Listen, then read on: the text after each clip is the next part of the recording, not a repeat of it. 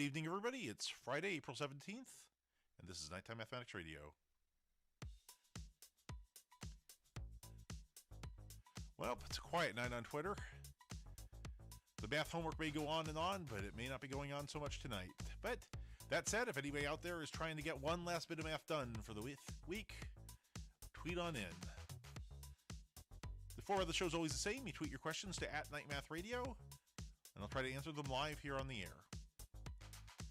So let's take a few minutes at the beginning to see if anybody on Twitter is having any problems. This is Nighttime Mathematics Radio.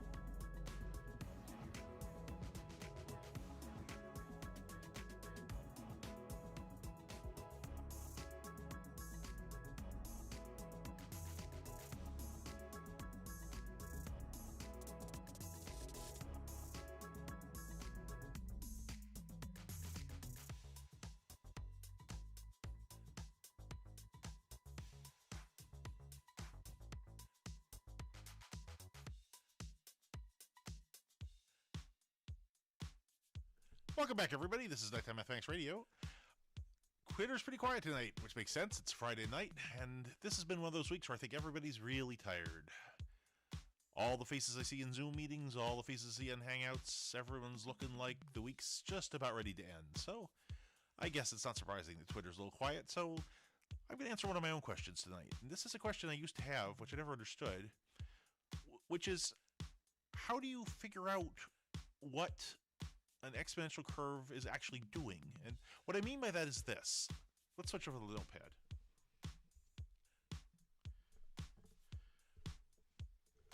Now, I've written down this data ahead of time, and I hope you'll take my word for it that this is in fact exponential. But let me first start with something else to make it clear what I mean. Suppose we have data that looks like this. Say we have data that starts at data point 1 is 17. Let's see, put some numbers together here. Data point 2 is 19. Data point 3 is 22. Data point 4 is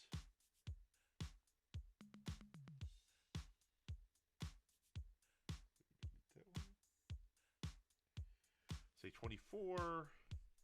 Data point 5 is, here we go.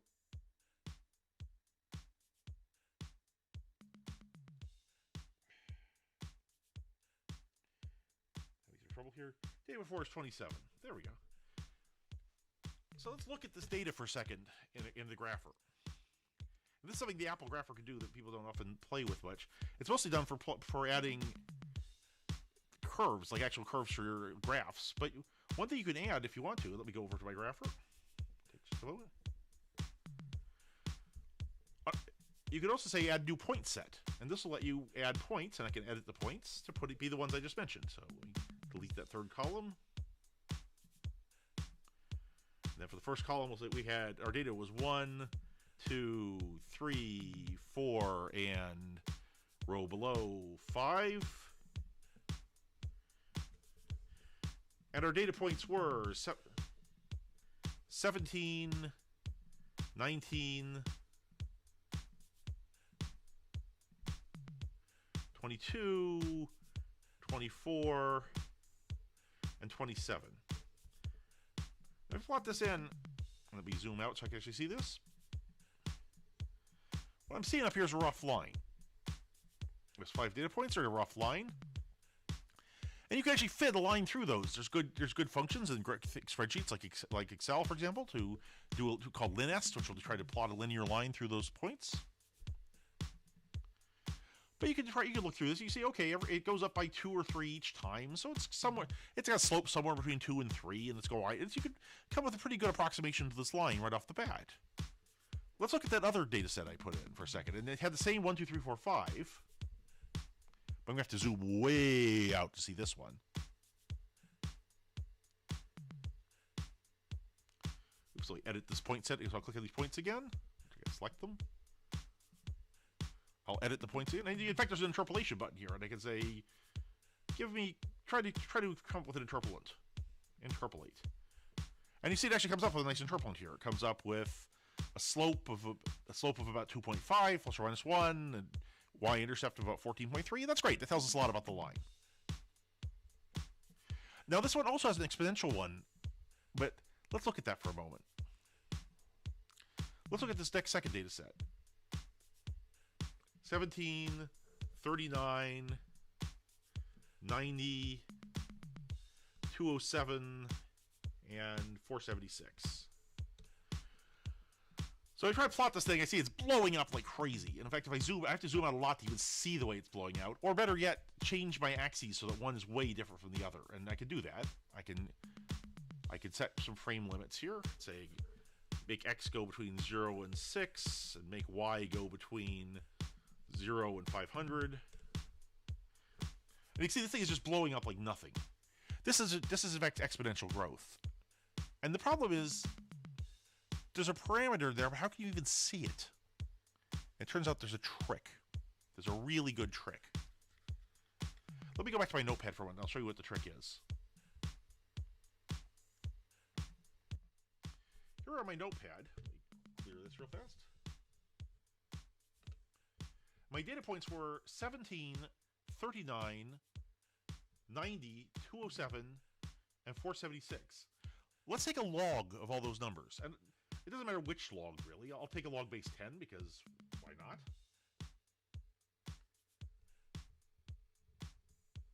So I've got a nice log button right here. You can see that's log base 10 because if I say 10 log, I get, oops, that's right, this is a calculator, doesn't work that way. Switch calculators myself.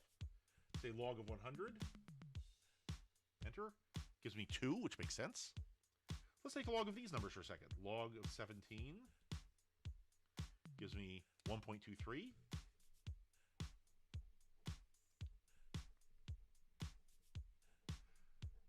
How about 39?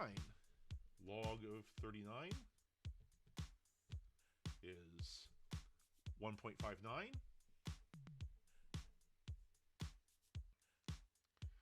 How about 90? Well, 90, log of 90 is 1.95. How about 207? Oops, how about the log of 207? Answer is 2.31. And you'll notice something funny about these numbers. This went up by about 0.3. This went up by about 0.3. This went up by about 0.3, give or take. It's a little rough, but that's okay. I'm assuming this data has a little bit of error in it. No real data is ever perfect.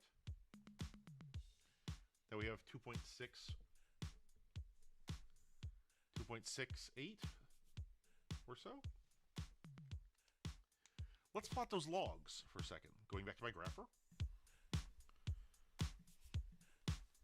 I'll change the points. So now I'm putting in the points now to be different. 1.23, 1.59,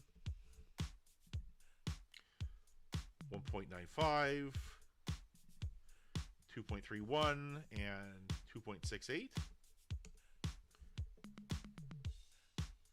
And now, of course, I got to change my axes because that looks a little bit ridiculous. So I'll change my axes real fast. That didn't work. Hang on a second.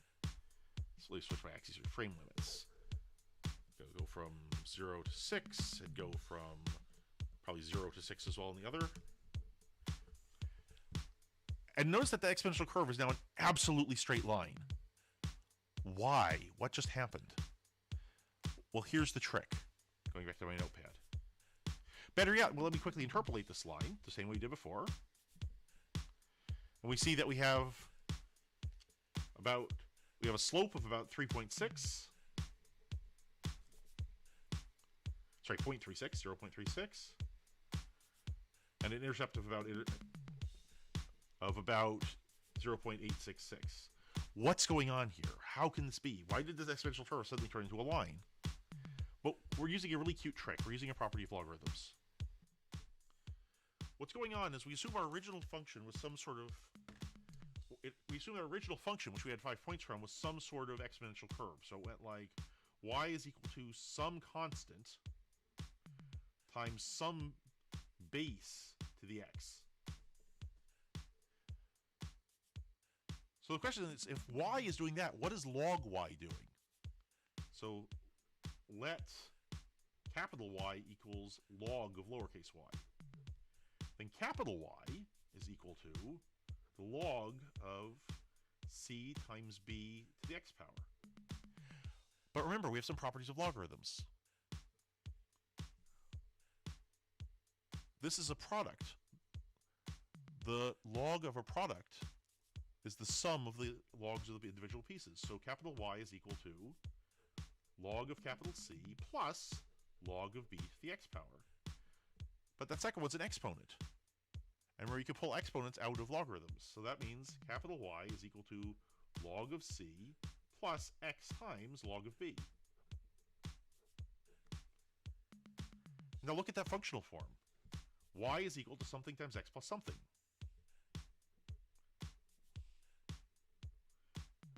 Or in other words, capital Y is equal to mx plus b. If we let m be log y base b,